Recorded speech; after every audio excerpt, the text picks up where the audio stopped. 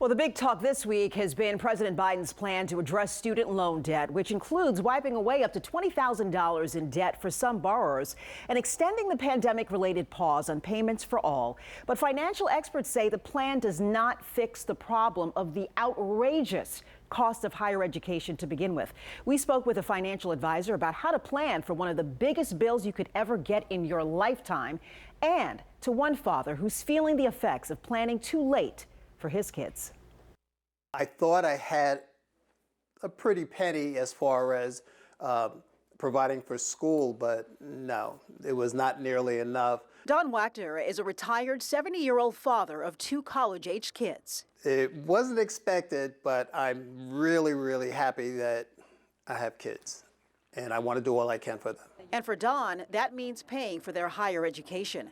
He took out federal Parent Plus loans to cover the cost for his daughter, now a Rutgers graduate, and his son, who has 1 year left at Montclair State.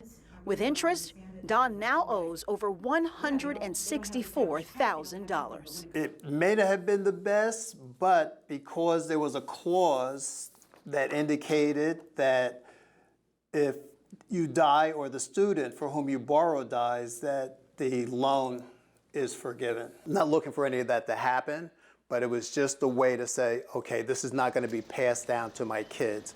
It's on me. So I'll pay this until my last breath. Education is far more expensive, really, in my opinion, I think, than it's ever been in history. The president of Synergy Retirement Planning in Red Bank helps people like Don figure out how to set aside money for their children's educational expenses. We prioritize things like an emergency reserve. Second priority is retirement planning, because at the end of the day, you can borrow for college, you can't borrow for retirement. So somebody trying to save for, two middle-class individuals with sort of average incomes in the state of New Jersey is going to struggle to get to that third priority of saving for education. He says most people know about 529 college savings plans. Sometimes our people come to us and they're either just pregnant or they're planning a family, and we start a 529 right from the get-go, even before the child is born. But he finds many of his clients don't know about using I-bonds for college savings instead. The I stands for inflation, so it's an inflation-adjusted bond. Right now, inflation is very high, so the interest rates are high. In fact, the interest rate on I-bonds right now is 9.62%.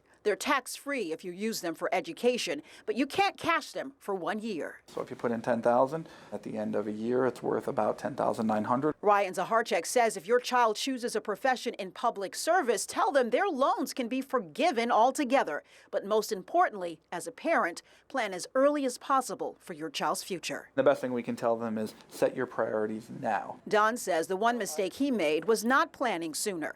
But he's just glad he was able to give his children an opportunity he never had. And I'm hoping that they can do it for their kids when the time comes.